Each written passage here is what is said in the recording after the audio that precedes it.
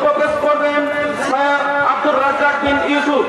প্রধান বক্তা হিসেবে বক্তব্য পেশ করবেন সৈয়দ আব্দুর রাজ্জাক বিন ইউসুফ, প্রতিষ্ঠাতা পরিচালক আল জামিয়া সালাফিয়া ডাঙ্গিপাড়া কবা রাজশাহী। উক্ত বক্তৃতায় সৈয়দকে তিনার মূল্যবান বক্তব্য পেশ করার জন্য বিশেষভাবে সবিনয় অনুরোধ করছি।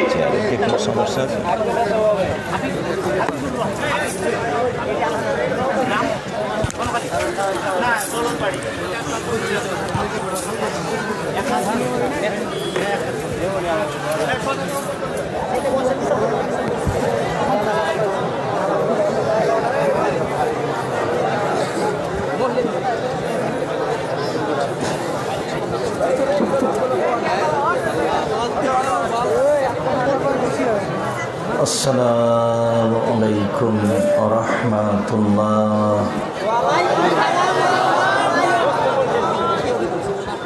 আলহামদুলিল্লাহি ওয়াহদা ওয়াসসালাতু ওয়াসসালামু আলা মান লা নাবিয়্যা বা'দা আম্মা বা'দ।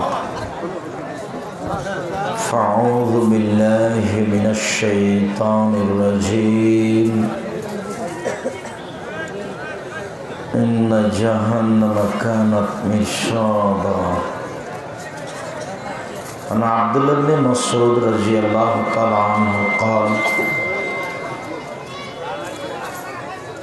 يوم القيامة بجهنم ولها 70,000 زمام مع كل زمام 70,000 ملك تجرونها رواه মুসলিম। সম্মানিত উপস্থিতি, প্রশংসা শান্তি অবতীর্ণ হোক আল্লাহর রাসূলের উপর সাল্লাল্লাহু আলাইহি ওয়াসাল্লাম। আজকের দিনে বৈঠকে সংক্ষিপ্ত সময়ে বক্তব্যের বিষয় জাহান্নাম। জাহান্নাম সম্পর্কে গুরুত্বপূর্ণ সংক্ষিপ্ত তথ্যবহল বিবরণের চেষ্টা করব ইনশাআল্লাহুল আজিজ। জাহান্নামের আলোচনায় প্রারম্ভের আলোচনা হবে জাহান্নামের পরিচয়, তারপরে সংক্ষিপ্ত আলোচনা হবে জাহান্নামকে টেনে বিচারের মাঠে নিয়ে যাওয়া হবে, তারপরের সংক্ষিপ্ত কথা হবে জাহান্নাম কথা বলতে পারে, তারপরের সংক্ষিপ্ত কথা হবে জাহান্নামের খড়ি হবে মানুষ ও পাথর, তারপরের সংক্ষিপ্ত কথা হবে জাহান্নামীদেরকে বেঁধে জাহান্নামে নিয়ে যাওয়া হবে, তারপরের সংক্ষিপ্ত কথা জাহান্নামের উল্লেখযোগ্য শাস্তি, জাক্কুম কাঁটাযুক্ত গাছ ও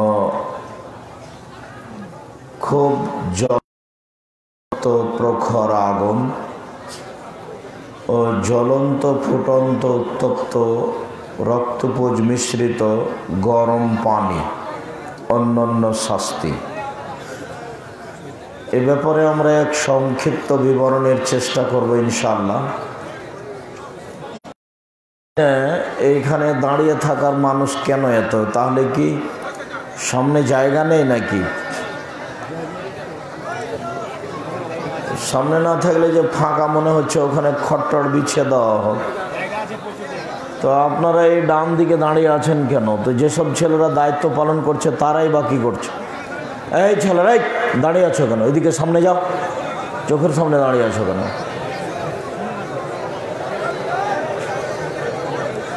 সম্মানিত দিনী ভাই বোন, আপনারা যে যেখানে আছেন আপনাদের কথা বলা বন্ধ করে অতীব গুরুত্বপূর্ণ কিছু সংক্ষিপ্ত কথা শোনার চেষ্টা করুন। আপনাদের মনে রাখা ভালো হবে, আমি সাধারণত তাফসির মাহফিল করি না বা তাফসির মাহফিল নাম রাখাটা পছন্দ করি না। কোরআনের এত নম্বর আয়াত থেকে এত নম্বর আয়াতের তাফসির নামে আমাদের দেশে বিশেষভাবে চাঁপাইনবাবগঞ্জ জেলায় যে নীতি নিয়ম ছড়িয়ে আছে তা নেহায়াত অন্যায় ও মিথ্যা কথা। এসব আয়াতের তাফসির যারা করছেন তারাও হয়তোবা অস্পষ্ট, তাদেরও জানা নেই, আর যারা শুনছেন তারাও বুঝেন না যে আসলে তাফসির কি, আর তাদের বুঝারও প্রয়োজন নেই। তারা কেউ ব্যবসায়ী, কেউ জমি চাষ করে, তো তাদের জন্য 5 ওয়াক্ত সালাতের আলোচনা হবে, সিয়ামের আলোচনা হবে, জাকাতের আলোচনা হবে, প্রতিবেশীর আলোচনা হবে, জাহান্নাম জান্নাতের আলোচনা হবে। এটাই তাদের জন্য প্রয়োজন। তাহলে তাদের জন্য জীবিকা নির্বাহ, চলা, বেঁচে থাকা সহজ হবে। আমাদের দেশে পরস্পরের প্রতিবেশীর আলোচনা হওয়া দরকার। ধরেন এখানে আজকে একটা প্রোগ্রাম, তো অনেকেরই বলার প্রয়োজন হচ্ছে যে উনি আসবেন না। অনেকেরই প্রয়োজন হচ্ছে যে এরা কি কাতাল পার্টির লোক। তার মানে তার তো বিবেচনা আছে, মাছ দিয়ে ভাত খেলে তো কাঁটা সহ খায় না, তাহলে বুদ্ধি তার আছে। আর নির্বাচনের সময় তো একেবারে পাগল হয়ে উমুকের চরিত্র ফুলের মতো পবিত্র একটা বিড়ি সিগারেটের জন্য লাফালাফি করে। তাহলে এরা যে বুদ্ধিহীন, বিবেকহীন, বা চাঁপাইনবাবগঞ্জের ভাষাতে মানুষই নয়, এরকম তো নয়, কিছু তো মানুষ। সব কথা বলছে কেন? সে কি বিবেচনা করে না বা এইটুকু বুঝতে চায় না যে আমি যে কথা বলছি সেই কথা যদি ঠিক না হয় তাহলে কথাটা আমার উপরে বর্তাই, মানে আমি সেটা। যার কারণে আমি আমার জীবনে কোনো দিন কারো মুখামুখি নাম উল্লেখ করে কথা বলা প্রয়োজন মনে করি না। যে কেউ যদি বলে যে অমুক ইহুদি, আব্দুর রাজ্জাক সাহেব ইহুদিদের দালাল, এই কথাটা বলল, তা আমি এখন ইহুদিদের দালাল নই।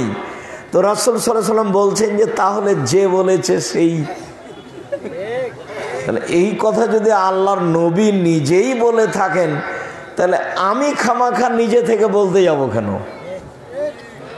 রাসূল সাল্লাল্লাহু আলাইহি সাল্লাম তো নিজেই বলে রেখেছেন যে আপনাকে আমি যে বলে গালি দিলাম সে গালির হকদার যদি আপনি না হন তাহলে সে গালি আমার পাল্টা আমার উপরে ফিরে আসবে। এই কথা মুহাম্মদ সাল্লাল্লাহু আলাইহি সাল্লাম বলেন। সম্মানিত দিনী ভাই বোন, জাহান্নাম জান্নাত মানুষের পরকালমুখী করার, মানুষকে পরকালমুখী করার অনেক বড় মাধ্যম। যেসব বিনিময়ে, যার মাধ্যমে মানুষ পরকালমুখী হবে, জাহান্নাম জান্নাত তার একটি উল্লেখযোগ্য বিবরণ। জাহান্নাম যত কঠিন, কিয়ামত তার চেয়ে কিছু কম। কিয়ামত যত কঠিন, কবর তার চেয়ে কিছু কম। কবর যত কঠিন, কিয়ামত তার চেয়ে অনেক বেশি কঠিন। কিয়ামত যত কঠিন, জাহান্নাম তার চেয়ে অনেক অনেক অনেক বেশি কঠিন। কি দিয়ে বুঝাই আপনাকে আমি জাহান্নাম কত কঠিন? কবর, বাড়ির পাশে 2-2.5 হাত গর্ত করে যে মানুষকে রেখে দেওয়া হয়, এটা কবর, এ কথা ঠিক নয়। এটাই যদি কবর হয় তাহলে যাকে বাঘে খেয়ে নিল তার কবর কোথায়? কবরস্থানের কবরই যদি কবর হয়, বাড়ির পিছন দিকের এই কবরই যদি কবর হয়, তাহলে যে পানিতে ডুবে মরে হারিয়ে গেল তার কবর কোথায়? এই কবর কবর নয়। কবর বলতে মরার পর থেকে নিয়ে বিচারের দিন পর্যন্ত এই দীর্ঘ সময়ের নাম কবর। ওকে কবরে উঠিয়ে বসানো হয়, এর অর্থ এই নয় যে লাশকে আসলে উঠিয়ে বসানো হলো, এইটা নয়। লোকটা বুঝতে পারলো যে আমাকে উঠিয়ে বসানো হলো, এই ও বুঝতে পারলো যে আমাকে উঠিয়ে বসানো হলো। এটা হলো স্বপ্নের মতো। আপনি এখানে স্বপ্নে দেখছেন যে গমা সাপ আপনাকে দংশন করার জন্য তাড়া দিয়েছে, খালি ছুটে পালাচ্ছেন, এরপরে আপনার ঘুম ভেঙে গেছে। এখন আপনাকে যদি জিজ্ঞাসা করা যায় যে সাপ কত বড় ছিল, আপনি বলতে পারবেন এই 3-4 হাত হবে, একবারে লাল টকটকে আছে, আমার পিছে খুব জোরে দৌড়িয়েছে, আমাকে 2 বার দংশন করেছে, সব বলতে পারবেন। কিন্তু আমি যে পাশে বসে আছি, আমি কি কিছু দেখতে পাচ্ছি? আমি তো কিছুই দেখতে পাই না। অথচ আপনি এমন দেখা দেখছেন যে ঘুম ভেঙে যাওয়ার পরে একবারে সব নগদ বলছেন যে আমি একবার 2 চোখে দেখছি। তাহলে কবরের শাস্তি হচ্ছে স্বপ্নের মতো। ওই যে জনৈক ইমাম সৌদি আরবের মসজিদ থেকে বের হয়ে একটা কবর খনন করে দেখলেন যে একটা সাপ ওই কবরের লাশটাকে ধরে আছে। এই কথা মিথ্যে। কবরের সাপ মানুষ দেখতে পাবে না। কবরের কোনো শাস্তি মানুষ দেখতে পাবে না। কবরের শাস্তি রেকর্ডিং করে বা কাল্পনিকভাবে তৈরি করে ক্যাসেটে দেখা হারাম, ওটা মানুষের নাগালের বাইরে। কবরের শাস্তি মানে মেনে নিয়েছে। আল্লাহ মানে, এই ছেলে তুমি যে ঠেকাচ্ছ মানুষকে বসতে বলছো, তো মুখে কথা বলছো কেন? মুখে কথা বলতে পাবা না, মুখটা বন্ধ করে মানুষকে হাতের ইশারায় বসার জন্য অনুরোধ করতে হবে। তুমি যদি মুখে অত চিল্লাও তাহলে আমরা কি করব? দয়া করে কেউ কথা বলার চেষ্টা করিয়েন না। আর কেউ কোথায় দাঁড়িয়ে থেকে আপোষে গল্প করিয়েন না, যেহেতু আপনার গল্প আমি গ্রহণ করি না, আপনার কথা বলাকে আমি ঘৃণা করি। আপোষে গল্প করা, কথা বলা অন্তত প্রয়োজন মনে করিয়েন না।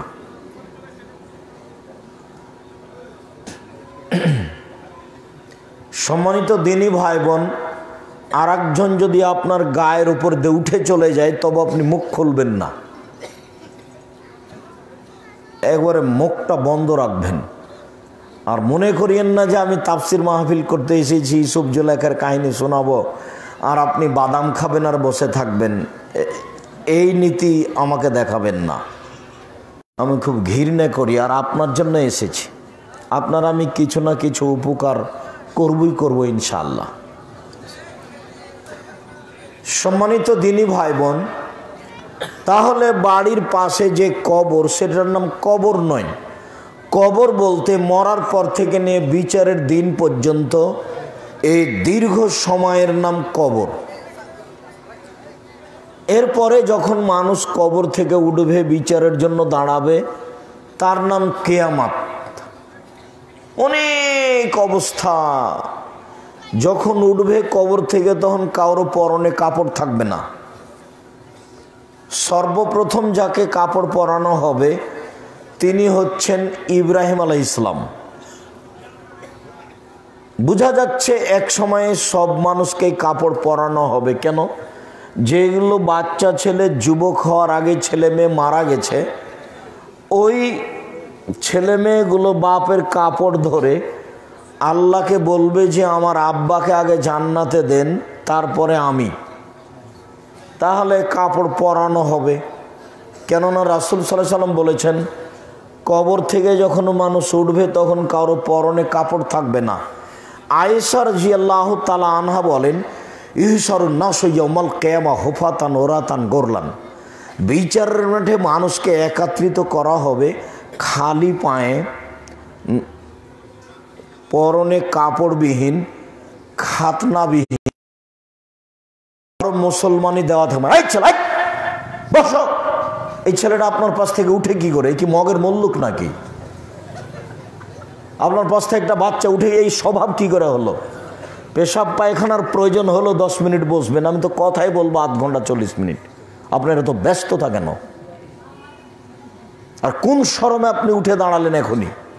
আপনারও তো একটা শরমবোধ, লজ্জাবোধ, হায়াবোধ থাকা দরকার। নির্বাচন করে এখানে কি লজ্জা বেঁচে খেয়েছেন নাকি? একটু লজ্জা করেন না কেন? একটু ইতস্তবোধ করেন না কেন? একটু হিসাবও তো থাকা দরকার যে আমি একটা মানুষ। আব্দুর দাঁড়ালেন, বসলেন কথা বলার জন্য, আমি এখনই উঠি কি করে?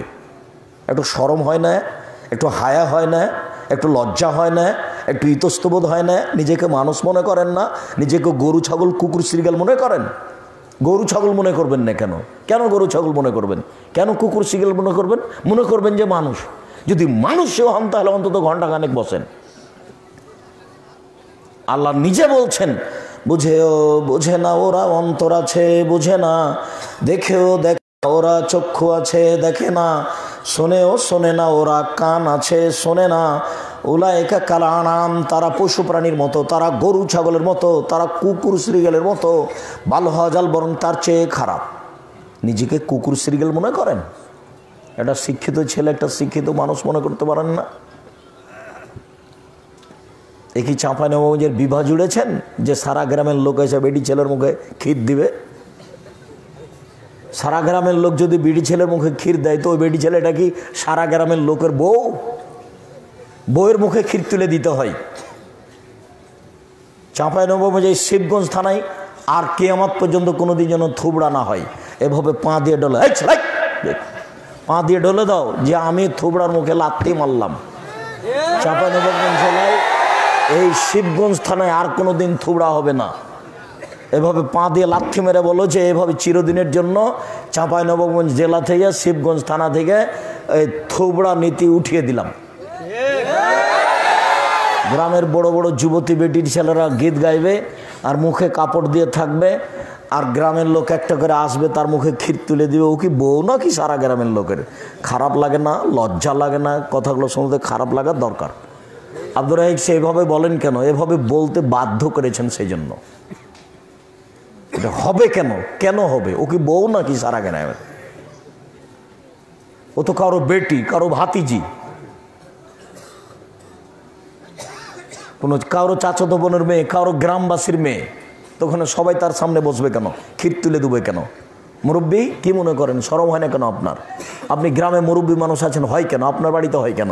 চুপ বসে থাকবেন কেন? আমার তো হয় না। আমি গ্রামের কোনো জিনিসে কোনোদিন একমত হয়নি। আমি যেদিন থেকে ধর্মকে যেভাবে বুঝেছি সেদিন থেকে আমাকে কোনো মায়ের বেটা 19-20 করাতে পারেনি। যেইভাবে বুঝেছি সেইভাবেই আছে। সারা দুনিয়া উল্টে গেল আমার কথা ওইরকমই থাকবে। সারা পৃথিবীর মানুষ যদি বলে ওটা, আমি ওটা বলবো না। আমার দেহে শ্বাস থাকাকালী, ওটা একদিনের কথা নয়। আমার বলা কথা আমাকে ফেরত নিতে হয় না, তবে আমি মানুষ, কোনো জায়গাতে ভুল থাকতেও পারে। সম্মানিত দিনী ভাই বোন, কিয়ামতের মাঠে অনেক সমস্যা মানুষের, অনেক সমস্যা। এক সময়ে মানুষের নেকি পাপ ওজন হবে, তখন বেখিয়াল চেয়ে থাকবে। এক সময় মানুষের হাতে খাতা দেওয়া হবে, খাতা দিয়ে পড়তে বলা হবে পড়ো। আপনি আরবি জানলেও পড়তে পারবেন, না জানলেও পড়তে পারবেন। পড়বেন আর বলবেন মানে হাজাল কিতাব লাই গদরু সাকিনাতুল কবিরা। কি আশ্চর্য ধরনের বই! জীবনের ছোট কথা লেখা আছে, বড় কথা লেখা আছে। অবাক! আপনি যেখানে আছেন, যেখানে বসবাস করলেন, সে মাটি top top top top top top করে কথা বলবে। এই পৃথিবী এক আশ্চর্য ধরনের অত্যাধুনিক যন্ত্র, যেটা আমি আর আপনি বুঝতে পারি না। মনে করছি এটা জমিন, হেঁটে বেড়াচ্ছি, নির্দ্বিধায় হাঁটছি, বুঝতে পারি না যে এত উন্নত মানের যন্ত্র এই পৃথিবী যে কোনোদিন কারো কথা মিস করবে না আর 19-20 হবে না। আল্লাহ বলছেন ইয়াউমাইজিন তুহাদ্দিসু আখবারাহা। আদম থেকে নিয়ে কিয়ামত পর্যন্ত পৃথিবীর ভিতরে যে যা করছে, কথা বলছে, কর্ম করছে, সব ধরে রেখেছে। বিচারের মাঠে পৃথিবী top top top top top top করে কথা বলবে। আপনার আমার জন্য খুব বেকায়দা, আমার আপনার জন্য খুব বেকায়দা। হাতে কথা বলবে, পা বলবে ঠিক বলেছ। গায়ের চামড়া কথা বলবে আপনার বিরুদ্ধে, খালি মনটা, এই আত্মাটা আপনার, মানে আপনি কষ্ট ভোগ করবেন। আপনার এই গায়ের চামড়া, আপনার শরীর, হাত সব আপনার বিরুদ্ধে কথা বলবে। তা আপনি অবাক হয়ে যাবেন। অবাক কথা যে আমার গায়ে লেগে আছে সে আমার বিরুদ্ধে বলে, ভালো মন্দ আপনার আত্মাটা ভোগ করবে। আপনার হাতখান কথা বলতে লাগলো, তা আপনি তো অবাক হয়ে যাবেন, আরে হাত আমার বিরুদ্ধে কথা বলছে মানে, খুব উল্টা কথা। আল্লাহ বলছেন বলবে। কোনো মানুষকে অপরাধী প্রমাণ না করে আল্লাহ জাহান্নামে দিবেন না। সম্মানিত দিনী ভাই বোন, বিবাহ সংক্রান্ত বিষয়ে চাঁপাইনবাবগঞ্জের অনেক জিনিস খারাপ লাগে, তবে যেটা সারা দেশ জড়িয়ে আছে সেটা হলো কাজী সাহেবের খাতাতে 4 জন সাক্ষীর জায়গা। এটা আমার কাছে সবচেয়ে খারাপ। 4 জন সাক্ষী লাগে জেনা প্রমাণ করতে, জেনা অশ্লীল কাজ, পুরুষ নারীর অবৈধ সম্পর্ক প্রমাণ করতে 4 জন সাক্ষী লাগে। তো বিবাহ বৈধ হওয়া প্রমাণ করতে 4 জন লাগবে কেন? তা আল্লাহ নবী 2 জন বলেছে, সেখানে 4 জন কেন? যদি আমি যখন তখনই বলে থাকি, চিরদিনই বলি, সেদিনও বলে গেলাম যে চাঁপাইনবাবগঞ্জ জেলাতে বিবাহের শুরু থেকে নিয়ে শেষ পর্যন্ত একটা কাজও জায়েজ নয়, সব হারাম। একটা কাজও জায়েজ নয়। চাঁপাইনবাবগঞ্জ জেলাতে বিবাহের শুরু থেকে নিয়ে শেষ পর্যন্ত এমন একটা কাজ নাই যেটা জায়েজ। যে কাজ আছে সবই হারাম, প্রতিটাই হারাম। বিবাহের শুরু থেকে নিয়ে শেষ পর্যন্ত একটা কাজও জায়েজ নয়। তার আপনাকে আমি সিরিয়াল কয়েকটা বলি। সবাই মিলে বেটি ছেলেকে দেখতে গেছে, এটা হারাম, একজন দেখবে। বউ বায়না করেছে, ওটা হারাম, বউ বায়না নেই। বিবাহতে বরযাত্রী গেছে, ডুলি বিবি গেছে, ডুলি বিবি হারাম। ডুলি বিবির শব্দটার উপরে পেশাব করে দাও তোমরা। ডুলি বিবির শব্দের উপরে পেশাব করে দিলাম, কিয়ামত পর্যন্ত আর চাঁপাইনবাবগঞ্জ জেলাতে শিবগঞ্জ থানাতে ডুলি বিবি ব্যবহার হবে না। গ্রাম জুড়ে মায়ালোক মহিলা যাচ্ছে কেন এখানে? এরা কেন রং ঢং মেঘে ভাইয়ের বিবাদে যাচ্ছে? ডুলি বিবি যাবে। ওইভাবে রং মাখানো, হলুদ মাখানো হারাম। ওইভাবে থুবড়া করার ব্যবস্থা করা হারাম। ওইভাবে বরকে ভাবিরা দিয়ে হলুদ মাখিয়ে দেবে, এই নীতি হারাম। এতগুলো বরযাত্রী যাবে ডুলি বিবি সহ, এটাও হারাম। ওই যে আগে বিবাহ ঘেরছে, একটাতে আছে শরবত, একটাতে আছে লবণ পানি, এই নীতিও হারাম। তারপর মাঝা খরচ দিতে হয়, এই নীতিও হারাম। এক বেড়া পান হাতে করে গেছে, এই নীতিও হারাম। বর চুপচাপ কেবলার দিকে মুখ করে বসে আছে, এই নীতিও হারাম। মেয়ের কাছে বিবাহ পড়ানো একেবারেই হারাম। কোনোদিন আর কিয়ামত পর্যন্ত চাঁপাইনবাবগঞ্জ জেলাতে যেন মেয়ের কাছে বিবাহ পড়ানো না হয়। অমুক নিবাসী অমুক তোমাকে বিবাহ করতে এসেছে, এত নগদ এত বাকি, তুমি তাকে স্বামী সত্ত্বে কবুল করো। ধর্ম পাগল হয়ে গেছে। মেয়ের কাছে বিবাহ পড়ানোই হারাম। বিবাহ পড়ানোর পরে বর কনেকে ওই ঘরে ওই বাড়িতে আগুনেতে বসে মালা দিচ্ছে, এই নীতিও হারাম। যে বেটি ছেলেটা মালার গান বলছে, এই নীতিও হারাম। বউটাকে নিয়ে গিয়ে ওই গ্রামে গিয়ে বাড়িতে গিয়ে কত কি করছে, সব নীতি হারাম। তারপরে যে মেয়েটা গেছে, ওর সাথে যে মহিলা গেছে, নানি দাদি, তাকে কাপড় দিতে হবে, এই নীতিও হারাম। মেয়ের পক্ষ থেকে যা এসেছে ছেলের পক্ষে তার ডবল যাবে। খিরকাচি বরহন্দাতে এই নীতিও হারাম। আমাটা হারাম, ব্যবহার দেওয়া হারাম। জামাই যে শ্বশুর বাড়িতে 3 দিন বসে থাকবে, শাশুড়িকে রোজ নীতিতে গরু জবাই করে, খাসি জবাই করে, মুরগি জবাই করে খাওয়াতে হবে, এই নীতিও হারাম। এই বেটা, এই তোমার শ্বশুরকে তুমি খাওয়াবা, তুমি কেন শ্বশুর বাড়িতে যে খাবার 3 দিন? এই নোংরা নীতি কোথা থেকে আসলো? নোংরা নীতি কোথা থেকে? আমার জানা অনুপাতে আমি আব্দুর রাজ্জাক বিন ইউসুফ, আমি যেভাবে কোরআন হাদিস বুঝি, আমার বুঝ অনুপাতে চাঁপাইনবাবগঞ্জ জেলার বিবাহের শুরু থেকে শেষ পর্যন্ত একটা কাজও জায়েজ নয়, সবই হারাম। এমন কোনো মায়ের বেটা থাকলে আমাকে দেখাতে পারে, আব্দুর রাজ্জাক সাহেব এই নীতি ঠিক আছে বললে। কোমরে বল থাকতে হবে, সাহস থাকতে হবে। বললে আপনার কথাটা টিকবে কিনা সেটা বিবেচনা করে বলবেন। সব নীতি পরিবর্তন করতে হবে। বিবাহ কিভাবে হবে? মেয়ের ছেলেটা দেখে আসবে, যদি ওকে ভালো না লাগে ওর মাকে নিয়ে দেখে আসবে। হ্যাঁ ঠিক আছে, 5-7 জন 10 জন মুরব্বী যাবে। বৈঠকে মেয়ের বাপ থাকবে, 2 জন সাক্ষী থাকবে। আগে খুতবা পড়া হবে, মেয়ের কাছে বিবাহ পড়াতে হবে না। মেয়ের বাপ বলবে, হ্যাঁ বিবাহ খুতবা হয়ে গেছে, আমার মেয়ে খালেদা এত নগদ এত বাকিতে তোমার সাথে বিবাহ বন্ধনে আবদ্ধ হতে রাজি, তুমি তাকে স্ত্রী হিসেবে কবুল করো। ও তখন বলবে কবুল করলাম। 2 জন সাক্ষী শুনবে। গুরুত্বপূর্ণ কথা 3 বার বলতে হয়ে গেছে। 3 বার যখন হয়ে গেছে, তখনও বলবে বারাকাল্লাহু লাকা ওয়া আলাইকা ওয়া জামা বাইনাকুম ফি খাইরিন। তারপর দুইজনের জন্য দাম্পত্য জীবনের কল্যাণের দোয়া হয়ে গেল।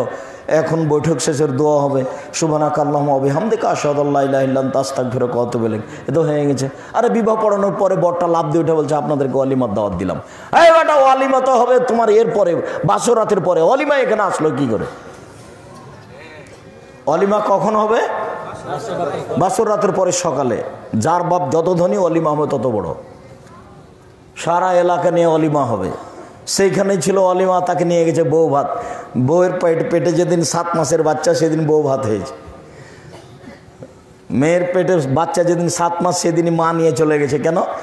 মা তার ধারণা যে মেয়েকে আমার কাছে রাখতে হবে, তাহলে কাজকর্ম কম করা লাগবে, শাশুড়ি কাজকর্ম বেশি করিয়ে নেবে। কেউ রাখে না, তার মানে শাশুড়ির উপরে কারো বিশ্বাস নেই। অথচ সবাই শাশুড়ি, পরস্পরের সবাই শাশুড়ি নয়, কিন্তু কেউ কারোর প্রতি বিশ্বাস রাখে না। বিশ্বাস রাখে না কেন? ঘটনাও তাই।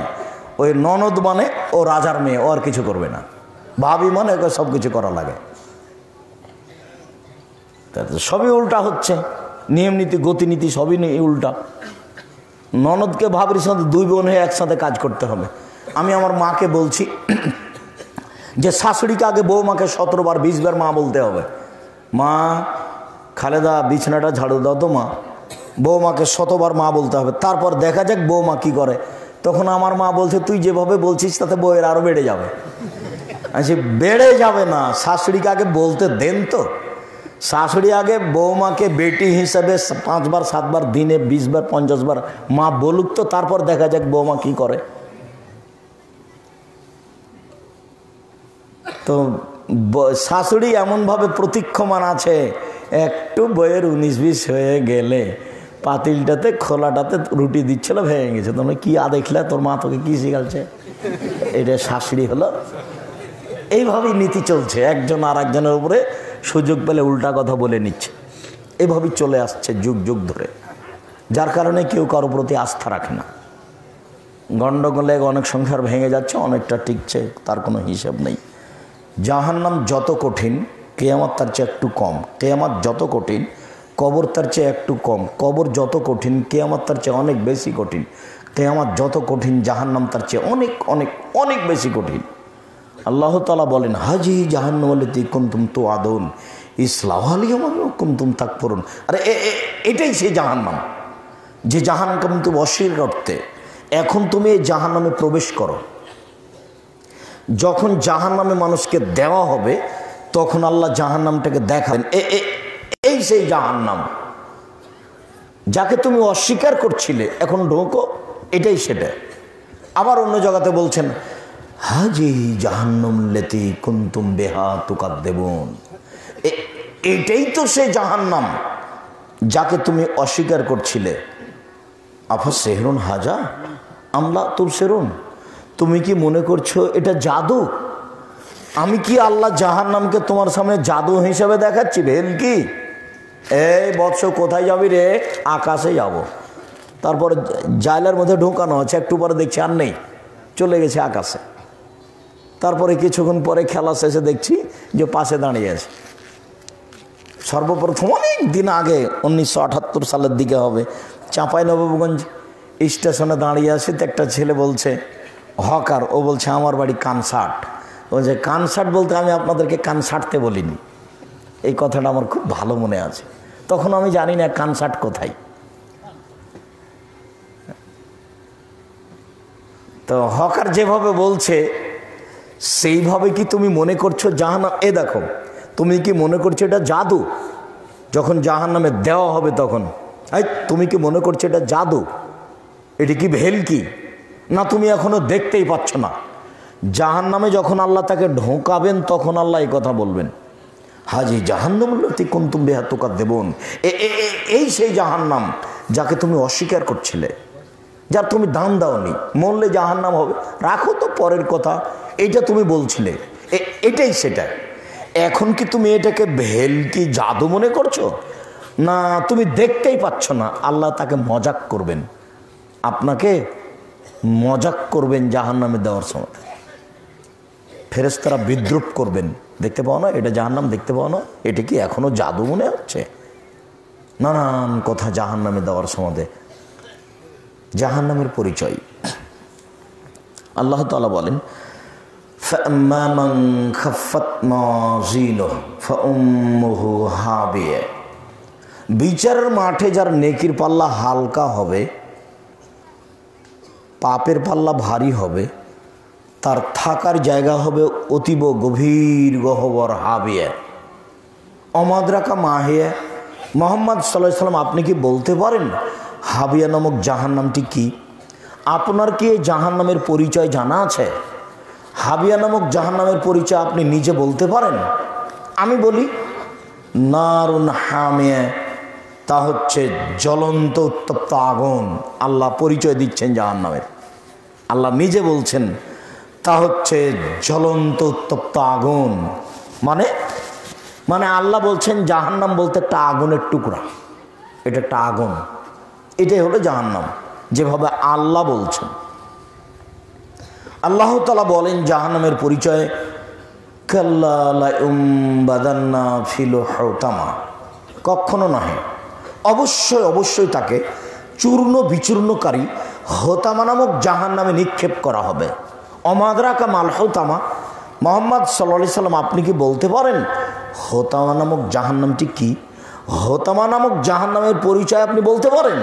আমি বলি, নারুল্লাহিল মুকাদা, তা হচ্ছে জ্বলন্ত উত্তপ্ত আগুনের টুকরা। আল্লাহ নিজে জাহান্নামের পরিচয় দিচ্ছেন। কবর যত কঠিন, কিয়ামত তার চেয়ে অনেক বেশি কঠিন। কিয়ামত যত কঠিন, জাহান্নাম তার চেয়ে অনেক অনেক অনেক বেশি কঠিন। উসমান রাদিয়াল্লাহু তাআলা আনহু যখনই কবরের পাশে দাঁড়াতেন তখনই কাঁদতেন, দুই চোখের পানি ঝরঝর ঝরঝর করে নিচে ঝরে আসত। আপনার তো কবরের পাশে গেলে পানি ঝরে না কেন? গোটা গ্রামবাসী এলাকাবাসী সবাই মিলে কবরস্থানে যে হাত তুলে দোয়া করেন। আমার চাচার সাথে আমরা কবরস্থানে গেছি হাত তুলে দোয়া করতে। আমার চাচা বলছেন, এই চতুর্দিক দিয়ে ঘেরে নাও, কবরস্থান ঘেরে নাও, ওই যা ফাঁকা রেখেছে ওখানে দাঁড়াও, ওখানে দাঁড়াও। তারপরে সবাই মিলে কবরের চতুর্দিক ধরে ঘেরে হাত তুলে দোয়া করে। আর হাত তুলে দোয়া করার সুন্নাত হলো এই যে গোটা কবরটাই ডান দিকে বা বাম দিকে থাকবে অথবা পিছনে থাকবে। কবরটাকে পিছনে করে দিয়ে কেবলার দিকে মুখ করে হাত তুলে দোয়া করতে হবে, তবে ওই একাই। মানে সবে উল্টা, সবাই মিলে কবরের দিকে মুখ করে হাত তুলছে, তাই নয় কথা? সবাই মিলে কোন দিকে মুখ করে হাত তুলছে? একে তো সবাই মিলে হাত তুলে করেছে, এইটা বেদাত। কবরের দিকে মুখ করছে, এটা শিরকের সম্ভাবনা আছে। কবরকে যে কি বলছে, কবরে তো মানুষটা নেই, কোথায় হারিয়ে গেছে, তো কবরকে সামনে রেখে এরকম করছে কেন? কিভাবে করবে? কেবলার দিকে মুখ করে হাত তুলবে। কেবলার দিকে মুখ করতে গিয়ে যে কবরটা পিছনের দিকে থাকে, থাক, তাতে কি আছে? কবর ডান পাশে থাকবে, বাম পাশে থাকবে, পিছনে থাকবে, হাত তুলে দোয়া করে বলবে। কবরের পাশে যেতে হবে, জোর কবরকম ফাইনত জাক্রমাও থাকুন। আল্লাহ নবী বলছেন যে তোমরা কবরকে দেখতে যাও, তাহলে তোমাদের মরণ স্মরণ হবে। তো যখনই উসমান রাদিয়াল্লাহু তাআলা কবরের পাশে দাঁড়াতেন তখন চোখের পানি ঝরঝর ঝরঝর করে ঝরতো। আপনারা তো সবাই মিলে আছেন, তখন তো কাঁদতে পারবেন না, কেমন কেমন লাগবে, পাশে আর একজন আছে আর কেউ না। রাতে যেতে ভয় লাগে, তো দিনে যান, 10টা 11টার সমাধে যান, 6টা 7টার সমাধে যান। সময় গিয়ে কিছুই যদি না পারেন তাহলে হাত তুলে বলেন যে আল্লাহ আমার বাপকে ক্ষমা করে দাও। এটা পারবেন না বলতে? তো এটাই বলেন। আপনি আপনার মতো যাবেন, আপনার বড় ভাই তার মতো যাবে। আপনারা 5 ভাই সবাইকে একসাথে বাজার করতে যান, পটল কিনতে যান, তো লবণ কিনতে যান, তরি তরকারি 5 ভাই একসাথেই যান। ও তার মতো যায়, আপনি তা আপনার মতো যান। তো কবরস্থানে আপনি আপনার মতো যাবেন, আপনার ভাই তার মতো যাবে। যান না কেন? কবরের পাশে যান না কেন? যাওয়া উচিত। আমি যে বলে দিয়েছি সলাতে সালাম ফেরার পূর্বে কোন দোয়া পড়তে বলেছি? রব্বির হামহুমা কামা রব্বায়ানি সাগীরা বলতে আপনি বাধ্য, বলেন না কেন? হে আমার প্রতিপালক, তুমি আমার বাপ মাকে দেখো, বাল্য অবস্থা আমাকে যেভাবে দেখেছিল। বাপের জমি জায়গা ভোগ করছেন, একটু খেয়াল হয় না? তারই লাগানো গাছের আম ভোগ করছেন, একটু খেয়াল হয় না? আপনি যেমন খেয়াল করছেন না, আপনার ছেলে আপনার চেয়ে 7 গুণ কম করবে। আপনি যে মানুষ এটা আপনার ছেলে ভুলেই যাবে। একটু কিছু নিজে করেন, তাহলে ছেলেরা আপনার করতে পারে। বাপের জন্য একটু কিছু করেন, করা উচিত। কবর পাশে গিয়ে হাত তুলে দোয়া করবেন, বুখারী মুসলিমের হাদিস। সবাই মিলে যাবেন, বেদাত হবে, গুনাহ হবে। এতকাল গুনাহ করেছি, অবশ্যই। এখন কি করতে হবে? তওবা করো। তাহলে যারা করতে করতে মরে গেছে কি হবে তাদের? তার জবাব আপনাকে দিতে হবে না, আপনি আপনারটা দেখেন। তার জবাব আমাকে কেন দিতে হবে? আপনাকে দিতে হবে কেন? আর একটা নিয়ে দৌড়ে বেড়াচ্ছেন কেন? নিজেরটা নিয়ে ভাসেন। আজ থেকে আমি কবরের পাশে যাবো, আমার মায়ের কবরের পাশে যাবো, আমার বাপের কবরের পাশে যাব, আমি আমার মতো যাব। নবী বলছেন যেতে, নবী নিজে হাত তুলে দোয়া করছেন। আয়েশা রাদিয়াল্লাহু তাআলা আনহা বলছেন, আল্লাহর নবী এসে জুতা স্যান্ডেল রেখে আমার পাশে শুয়ে গেলেন। তিনি শুয়ে গিয়ে ভাবছেন আমি ঘুমিয়ে গেছি, কিন্তু আসলে ঘুমাইনি, আমি ভান করে ঘুমিয়ে আছি। আমি দেখব আল্লাহর নবী কি করেন, ভান করে ঘুমিয়ে আছি। দেখলাম একটু পরে উঠলেন, উঠে ধীরে জুতা নিলেন, কাপড় নিলেন, ধীরে দরজা টেনে বের হয়ে গেলেন, ধীরে দরজাটা আবার বন্ধ করে চলে গেলেন। আমিও উঠলাম, দেখি কোথায় যাই, আমাকে বাদ দিয়ে কোনো বইয়ের কাছে যায় নাকি? আসলে সেটা তার দেখা, যার যেটা হিসাব, যার যেটা ধান্দা। আয়েশা রাদিয়াল্লাহু তাআলা আনহার এটা খেয়াল যে আমার কাছ থেকে অন্য কোনো স্ত্রীর কাছে যাচ্ছেন নাকি। কাপড় চুপড় নিয়ে বের হয়ে দেখছেন কোথায় যাই, ওই যে বাকিউল গারকাদে গিয়ে হাত তুলে দোয়া করছেন। একবার, দুইবার, তিনবার হাত তুলে দোয়া করলেন। তারপরে ঘুরে হাঁটলেন, আমিও ঘুরে হাঁটলাম। জোরে হাঁটলেন, আমিও জোরে হাঁটলাম। দৌড়ালেন, আমিও দৌড়ালাম। আমি আগে বিছানে চলে এসেছি। তা আমার পাশে এসে বলছেন, কি খবর আয়েশা, মোটা শ্বাস কেন? আমি যে দৌড়িয়ে এসেছি, মোটা শ্বাস তো হবেই। তখন আয়েশা রাদিয়াল্লাহু তাআলা আনহা বলছেন, দেখেন আমি আপনাকে পরীক্ষা করছিলাম, আপনি যান কোথায়? এইটা আপনাকে দেখতে গেছিলাম, আমি দৌড়িয়ে এসেছি। আমি আপনাকে মিথ্যা কথা বললে তো জিবরাইল বলে দিবে আপনাকে যে আমি মিথ্যা কথা বললাম। তো ঘটনা এই। দেখেন, পৃথিবীতে সবচেয়ে দামি মানুষ আবু বকর সিদ্দিক রাদিয়াল্লাহু তাআলা আনহু, তাকে একটু বলে গেলেন না, আবু বকর চলো যে একটু কবরস্থানে হাত তুলে দোয়া করে আসি।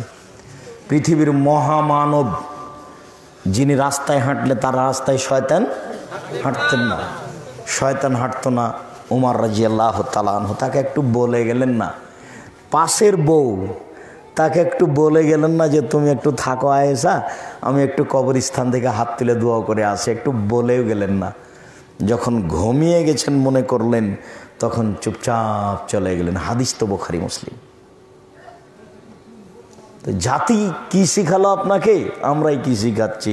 আব্দুর রাজ্জাক সাহেব, তাহলে আমাদের আলেম ওলামায়ে ভুল বলেছেন। জি, আপনাদের আলেম ওলামায়ে ভুল করেছেন, এটাই ঠিক, এটাই ঠিক। কেননা আমি যা বলছি এতে কাঁটা ঢোকানোর কোনো সুযোগ নেই, সন্দেহ পোষণ করার কোনো পথ নেই, সন্দেহ পোষণ করার কোনো পথ নেই। কবরস্থানে গিয়ে হাত তুলে দোয়া করতে হবে। এ দেখেন বুখারী মুসলিমের হাদিস, আল্লাহ রাসূল কবরস্থানে গিয়ে হাত তুলে দোয়া করছে। আপনি গেলেন সেখানে সবাই মিলে, কবর যত কঠিন। তো উসমান রাদিয়াল্লাহু তাআলা আনহু, আপনি জাহান্নামের কথা বলেন, জান্নাতের কথা বলেন, তখন তো কাঁদেন না, কিন্তু কবরের পাশে দাঁড়ালে এত কাঁদেন কেন? তখন উসমান বলছেন, দেখেন আল্লাহ রাসূল বলেছেন, ইন্নাল কবর আউয়ালু মানজিল মিন মানাজিলিল আখিরা ফাইন নাজা মিনহু ফাবাদু আইসর মিনহু ওয়া ইল্লাম ইয়ানজু মিনহু ফাবাদু আশাদ মিনহু। মানুষের মরার পরে কবর হচ্ছে প্রথম বিপদ। যদি মানুষ কবরে বেঁচে যায় তাহলে পরেরগুলো সহজ হয়ে যাবে, আর যদি মানুষ কবরে না পারে তাহলে পরেরগুলো আরো জটিল হয়ে যাবে। কবর যত কঠিন, কিয়ামত তার চেয়ে অনেক বেশি কঠিন। কিয়ামত যত কঠিন, জাহান্নাম তার চেয়ে অনেক অনেক অনেক বেশি কঠিন। কি দিয়ে বুঝায় আপনাকে আমি কবর কত কঠিন? কবরে যে লোকটা মারে, ওই লোকটা চোখে দেখে না, ও একজন ফেরেশতা, দেখতে নীল, দেখতে কালো, দেখতে নীল, দেখতে কালো, মানে ভয়াবহ। চোখে দেখে না, কানে শোনে না। যখন মারবে তখন সে বাপরে মারে করে চিল্লাচ্ছে, কিন্তু ও শুনতে পায় না। আল্লাহ ওভাবে তাকে সৃষ্টি করেছেন। এমন ফেরেশতা চোখে দেখে না, এমন ফেরেশতা কানে শোনে না, এমন ফেরেশতা খায় না, পেশাব নাই, পায়খানা নেই, তার মানে ক্লান্তি নাই। এই লোকটাকে যদি আপনি 100 লাঠি মারতে বলেন, আপনি যদি মারেন তো প্রথম বাড়ি যত জোরে মেরেছেন শেষটা তত জোরে মারতে পারবেন না। কেন? আপনি মানুষ, ক্লান্ত হয়ে যাবেন। কিন্তু ওকে যে মারতে লাগিয়েছে আল্লাহ, বাড়ি যত জোরে মারছে কিয়ামতের পূর্ব মুহূর্তে শেষ বাড়ি তত জোরেই মারবে। কেন? ওর ভিতরে ক্লান্তি নেই। শুধু কি তাই? প্রশ্নের উত্তর দিতে না পারলে ফেরেশতার জমিন ইলতাইমি আলাইহে যাও, ফাতালতাইমু আলাইহে, তখন জমিন তাকে চেপে ফাতাকতালে ফাজলাহু, ডান দিকের হাড় বাম দিকে যাবে, একবার কড়কড় কড়কড় করে একটা আর একটার মধ্যে ঢুকে যাবে। ও বুঝলে হবে না, ওটা তো আত্মার জগতে হচ্ছে। স্বপ্নে যদি এরকম হয় তাহলে যেমন কষ্ট পাবে এখানেও তাই। কবর খুঁড়ে কেউ দেখতে পাবে না, এটা তো কবরের বাস্তব নয়, এটা তো আত্মার জগতে হচ্ছে। তার আত্মাটা কষ্ট পাচ্ছে। আল্লাহ নবী যে বলেছেন যে জাহান্নামে যদি লোকটা হয় তাহলে জাহান্নামের দরজা খুলে দাও। তো জাহান্নাম দেখতে পাচ্ছে, তো কবর থেকে দেখতে পাচ্ছে, আত্মার জগৎ থেকে দেখতে পাচ্ছে।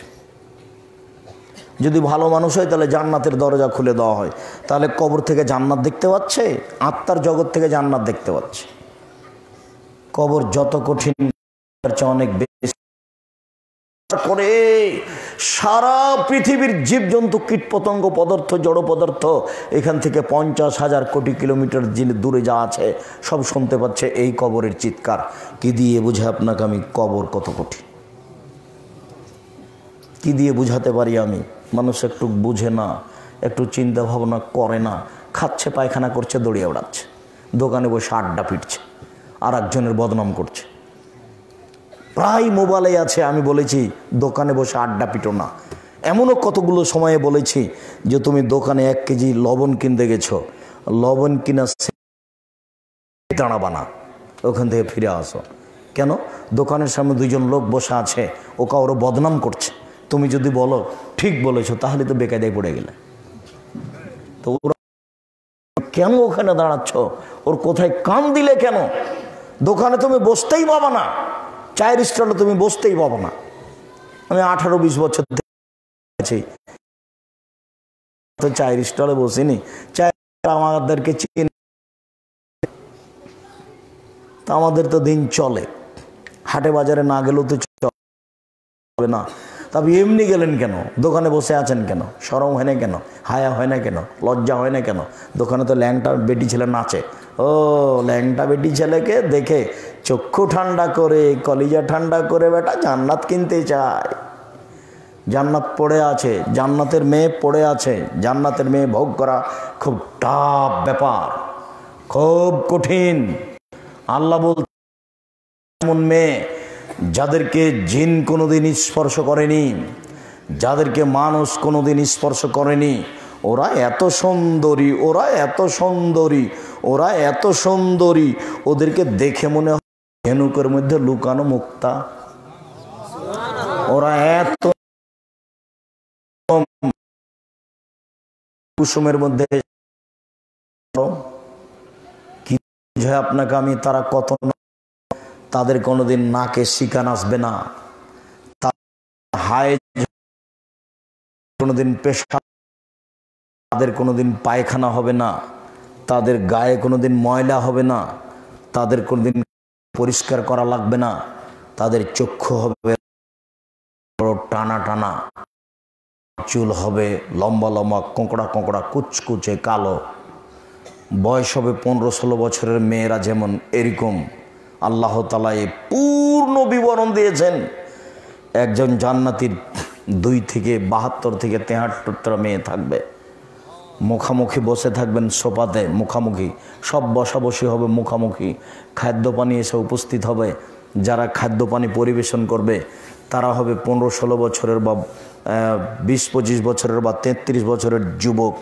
তাদেরকে যদি দেখা যায় তাহলে যুবক যারা খানা পানি পরিবেশন করছে ওদেরকে দেখলে মনে হবে ছড়ানো ছিটানো মুক্তা। যারা পরিবেশন করছে এই জান্নাত তুমি ভোগ করতে চাও?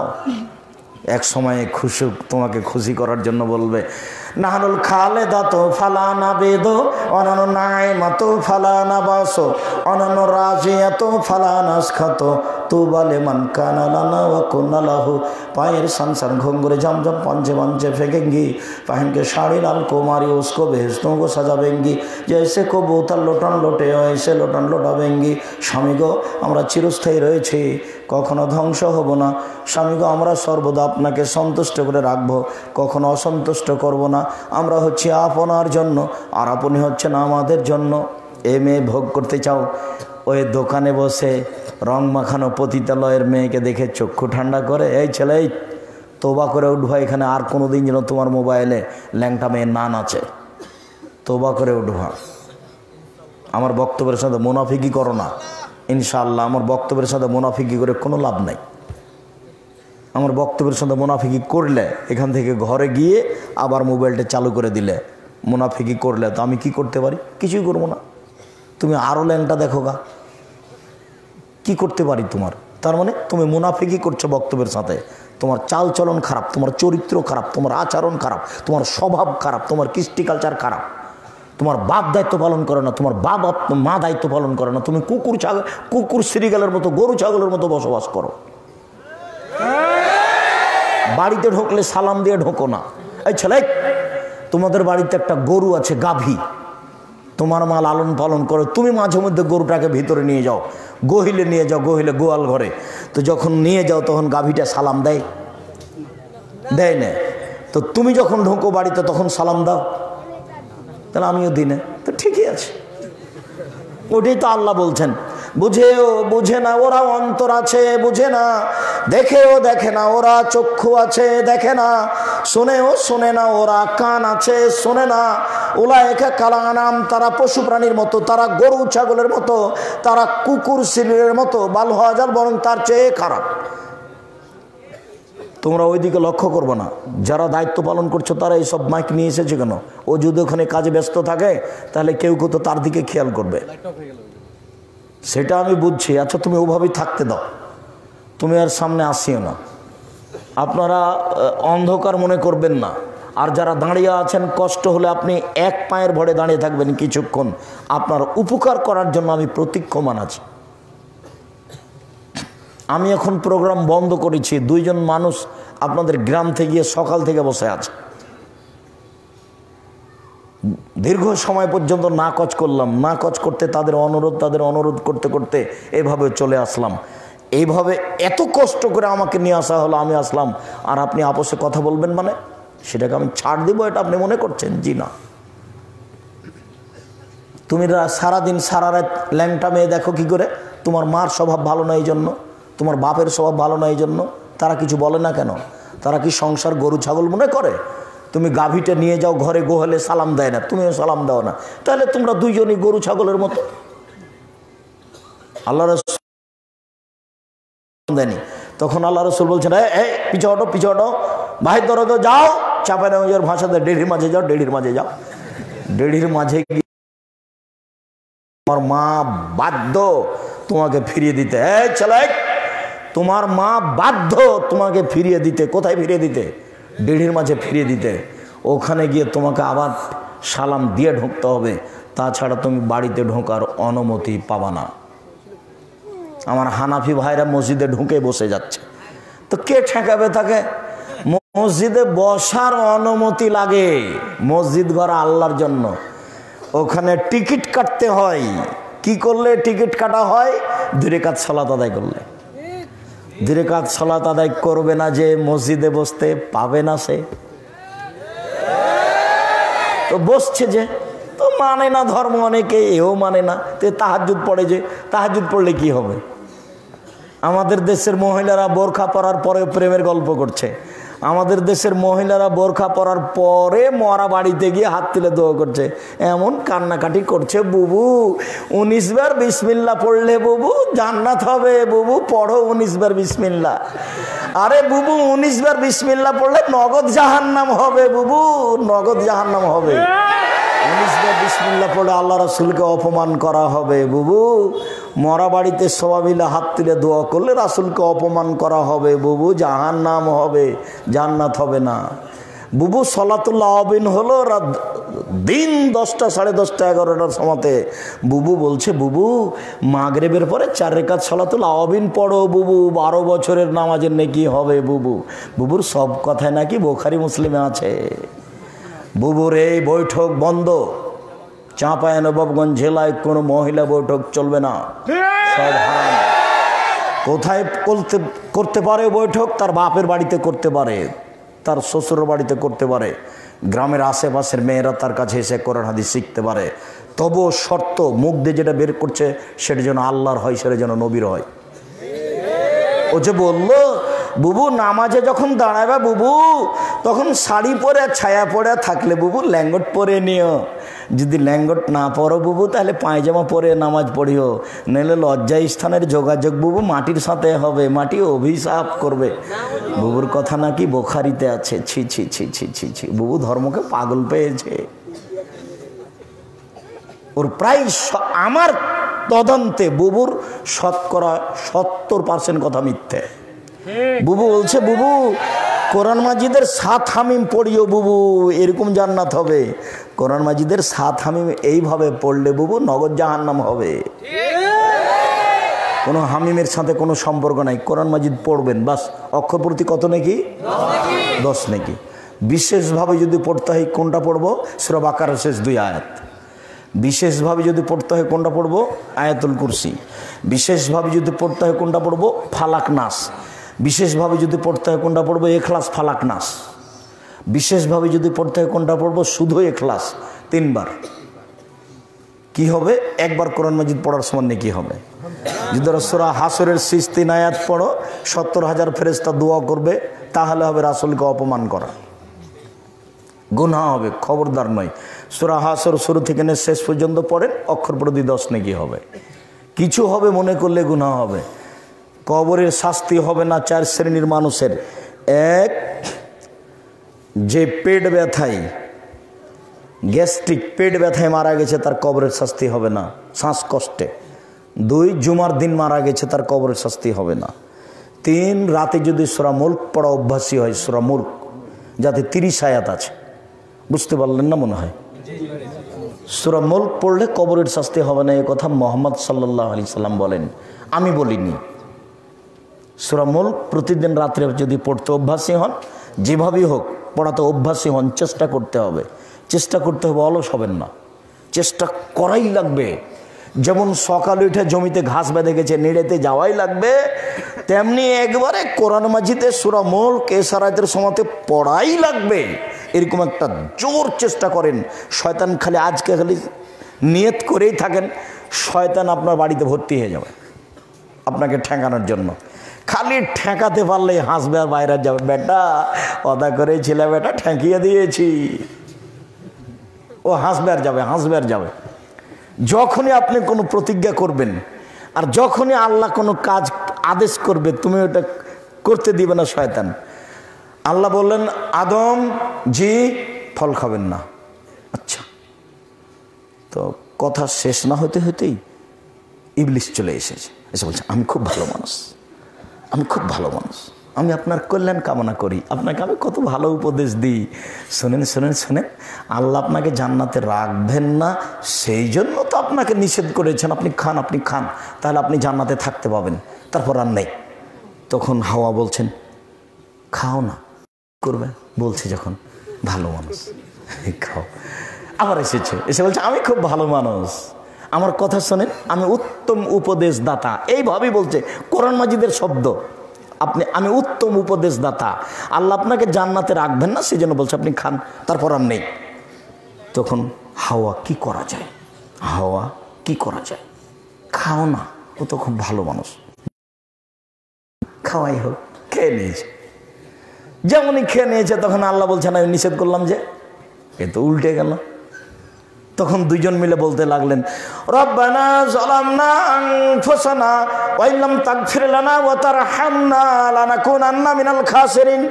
হে আমাদের প্রতিপালক, আমরা দুইজন মিলে নিজের প্রতি অন্যায় করেছি, তুমি যদি দয়া না করো, তুমি যদি ক্ষমা না করো, তুমি দয়া করো, তুমি ক্ষমা করো, তুমি যদি দয়া না করো, তুমি যদি ক্ষমা না করো, তাহলে আমরা দুইজন পাপীদের অন্তর্ভুক্ত হব। বলতে থাকলেন দুইজন মিলে মরা পর্যন্ত। তারপরেও বিচারের মাঠে যখন আমরা যাব যে আপনি তো আমাদের আব্বা, আপনি সবার পিতা, আল্লাহ, আপনি কত সম্মানী মানুষ, আল্লাহ আপনাকে নিজ হাতে সৃষ্টি করেছেন, আপনি কত দামি মানুষ, আল্লাহ আপনাকে জান্নাতে রেখেছেন, আপনি কত দামি মানুষ, ফেরেশতা দিয়ে আপনাকে সিজদা করিয়ে নিয়েছে, আপনি কত দামি মানুষ, আমরা খুব বিপদে পড়েছি, আমাদের একটা কথা বলেন, আমাদের একটু কথা শোনেন, একটু আল্লাহকে বলেন, আল্লাহ আমাদেরকে বিপদ থেকে বাঁচাক।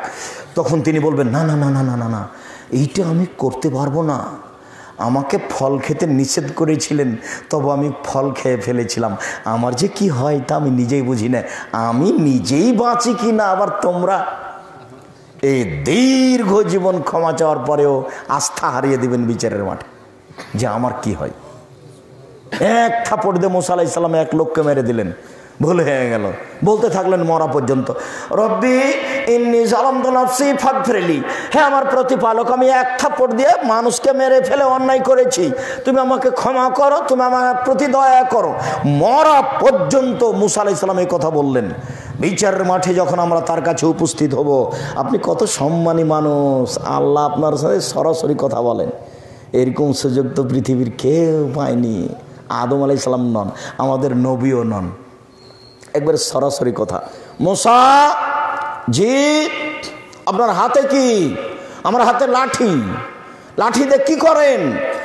লাঠি দিয়ে আমি গরু ছাগল চরানোর সময় সামনে ড্রেন পড়লে লাঠির উপরে ভর দিয়ে লাফ দিয়ে পার হয়ে যাই, আর আমি গাছের উপরে মেরে পাতা ঝরিয়ে আমি ছাগলকে খাওয়াই।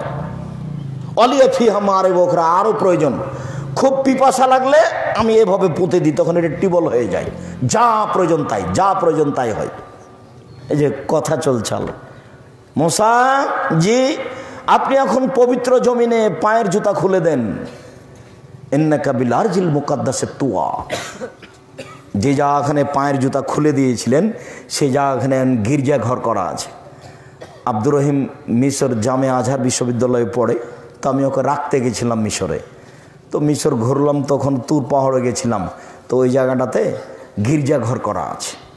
আমি ভিতরে ঢুকতে চাচ্ছি, তা আমাকে বলছে জেলিল এবাদা, আপনি কি ভিতরে ঢুকতে চাচ্ছেন মারিয়ামের এবাদত করার জন্য? লা লা লা জিয়ারা, আমি না এবাদত করতে না, দেখার জন্য। লা, দেখার জন্য যেতে পাওয়া যাবে না, এবাদত করলে যেতে পাওয়া যাবে। বুঝতে পারলেন কথা কি? তার এবাদত করলে যেতে পাবেন। আমাকে জিজ্ঞাসা করছে যে ভিতরে যাবেন ইবাদত করার জন্য? যে না, দেখতে যেতে চাচ্ছি, তাহলে দেখার সুযোগ হবে না। সম্মানিত দিনী ভাই বোন, কিয়ামতের মাঠ খুব কঠিন, কবর খুব কঠিন, জাহান্নাম খুব কঠিন।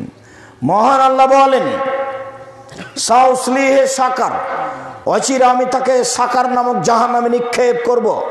অমাদরা কামা সাকার, মুহাম্মদ সাল্লাল্লাহু আলাইহি সাল্লাম আপনি কি বলতে পারেন সাকার নামক জাহান্নামটি কি? আপনি কি সাকার নামক জাহান্নামের পরিচয় দিতে পারেন? আমি বলি লা তুবকি ওয়ালা তাজার, সাকার এমন একটি জাহান্নাম যে জাহান্নাম মানুষকে ছাড়বেও না, মানুষকে মারবেও না। এই কথাটা আল্লাহ তাআলা অন্য জায়গাতে বলেন ওয়াতিহিল মাউতু মিন কুল্লি মাকানিন ওয়া মা হুয়া বিমাইয়াত, জাহান্নামে মানুষকে মরণ চতুর্দিক থেকে ঘিরে ধরবে কিন্তু মরবে না। এই কথাটা আল্লাহ তাআলা অন্য জায়গাতে বলেন লা ইয়ামুতু ফিহা ওয়া লা ইয়াহইয়া, জাহান্নামে মানুষ মরবে না, জাহান্নামে মানুষ বাঁচবে না। সংক্ষিপ্তভাবে আপনাকে আমি জাহান্নামের পরিচয় দিচ্ছিলাম কোরআন মাজিদ থেকে। রাসূল সাল্লাল্লাহু আলাইহি ওয়াসাল্লাম বলেন ইন্না সাখরাতাল আযীমা লা তুলকা মিন শাফিরে জাহান্নাম ফাতাহবিয়া লা কারিহা বাদা সাবিনা আম। বিশাল একটা পাথরের খণ্ড, 1 কোটি মণ ওজনের একটা পাথর খণ্ড যদি জাহান্নামের মুখের উপরে ছেড়ে দেওয়া যায়, তাহলে নিচে পৌঁছতে সময় লাগবে 70 বছর। 1 কোটি মণ ওজনের একটা পাথর যদি 1 ঘন্টা নিচে যায় কত যেতে পারে? যদি 1 দিন নিচে যায় কত যেতে পারে? 1 মাস নিচে গেলে কত যেতে পারে? 1 বছর নিচে গেলে কত যেতে পারে? তাহলে 70 বছর নিচে গেলে কত যেতে পারে? কে জানে জাহান্নাম কত গভীর। জাহান্নামের সব নিচে থাকবে মুনাফিক, ইন্নাল মুনাফিকিনা ফিদ দারকিল আসফালি মিনান নার। যারা মুনাফিক তারা থাকবে জাহান্নামের নিচে।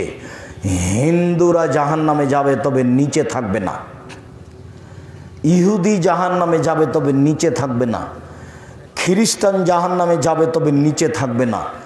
নিচে থাকবে কে? দোকানে বসে মিথ্যে কথা বলে যে। নিচে থাকবে কে? দোকানে বসে আর একজনের বদনাম করে যে।